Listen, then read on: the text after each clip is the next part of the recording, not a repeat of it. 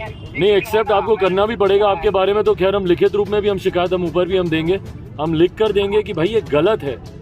दोस्तों बता दें कि लालू जी पसंद करे ले गाना गाना पड़ गया मांगा। प्रमोद यादव को गाना तुरंत करना पड़ा डिलीट। दोस्तों काफ़ी इस गाने को लेकर विवाद छिड़ा हुआ है अभी तक दोस्तों, और काफ़ी इस पर लोगों का प्रतिक्रिया भी देखने के लिए मिल रहा है दोस्तों। वही बात कर लें तो इस गाने को लेकर काफ़ी बवाल मचा हुआ है, और इस गाने के आते ही दोस्तों पासवान समाज में भी दोस्तों काफ़ी गुस्सा देखने के लिए मिल रहा है दोस्तों।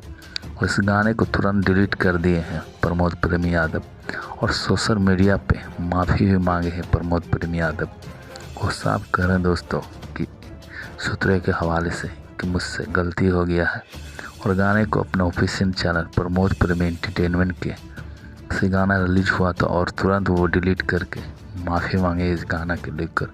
इस गाने को काफ़ी कंट्रोवर्सी देखने के लिए मिल रहा है दोस्तों इस गाने के चलते।